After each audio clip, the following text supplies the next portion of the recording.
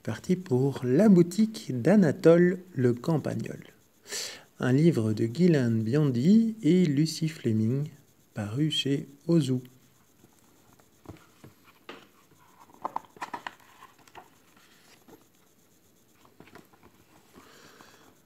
Dans la boutique d'Anatole le Campagnol, la cloche de la porte sonne du matin au soir. Guiling, guiling, guiling, guiling. Un écureuil vient d'entrer. Il sautille jusqu'au comptoir. « J'ai mal aux dents, dit-il contrarié. Je ne peux plus rien croquer. »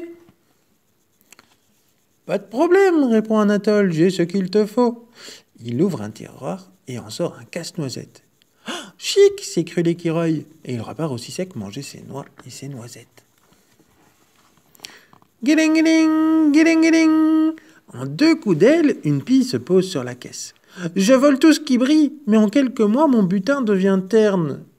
Il me faudrait un produit pour le faire briller à nouveau. »« Pas de problème, répond Anatole, j'ai ce qu'il te faut. » Sur une étagère, il attrape un pot de crème Magicastique. « Merci, Anatole, on trouve vraiment tout chez toi, » chantonne la pie.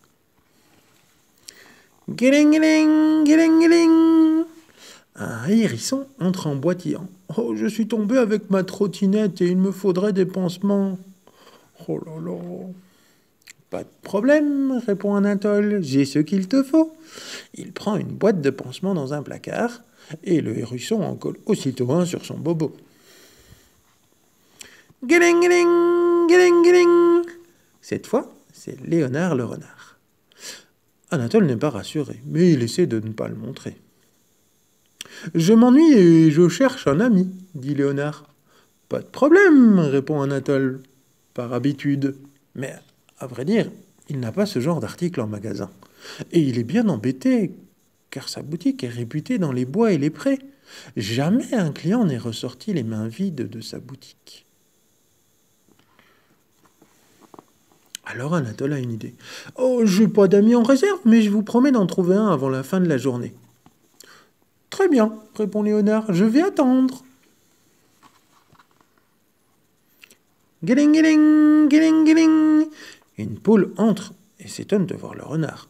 D'un signe, Anatole lui fait comprendre qu'elle n'a rien à craindre. « Je voudrais préparer un gâteau d'anniversaire pour mes poussins, dit-elle. »« Pas de problème, répond Anatole, j'ai ce qu'il te faut. » Il va chercher un livre de recettes de gâteaux dans la vitrine. Avant de laisser repartir la poule, Anatole lui explique « Monsieur le renard cherche un ami. »« Il a bien raison, dit la poule. Les amis, c'est important dans la vie. » Alors Léonard lui propose « Si vous voulez, je pourrais être votre ami. Je sais très bien faire les gâteaux. »« C'est très gentil, bredouille la poule, mais voyez-vous, j'ai déjà une amie et elle vient cet après-midi m'aider à cuisiner. » Et la poule s'empresse de ressortir. Guiling, guiling, guiling, guiling. Un lapin hésite à entrer en voyant le renard. D'un signe, Anatole lui fait comprendre qu'il n'a rien à craindre.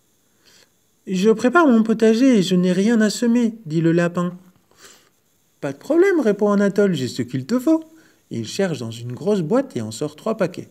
Voilà des graines de salade, de choux et de carottes. Oh, chouette, c'est tout ce que j'adore. Avant de laisser repartir le lapin, Anatole lui explique. « Monsieur le renard cherche un ami. »« Ah, il a bien raison, dit le lapin. Les amis, c'est important dans la vie. » Alors Léonard lui propose « Si vous voulez, je pourrais être votre ami.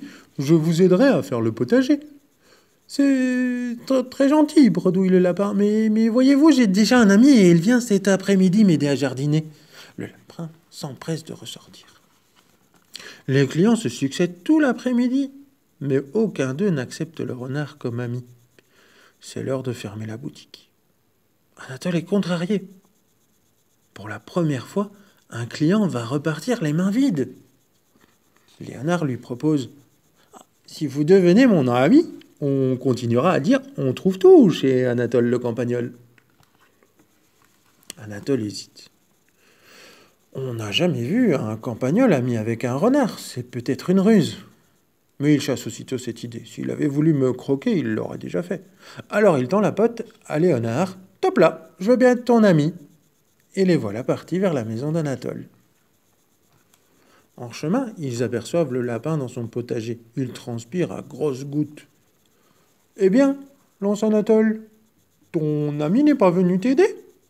Non, bredouille le lapin en rugissant, il est souffrant.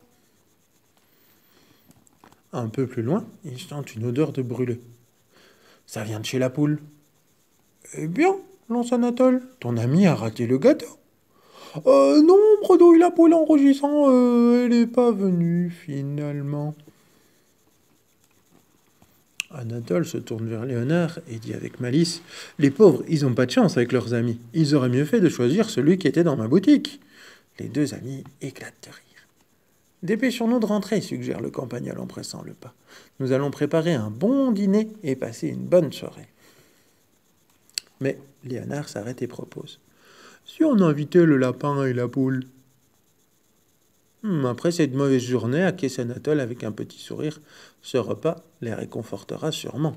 Les deux amis retournent voir le lapin et la poule. Ça vous dirait de venir dîner avec nous? Lance-t-il. Le lapin et la poule acceptent un peu gênés. Et les quatre amis se retrouvent chez Anatole pour passer une bonne soirée. Voilà, c'est terminé.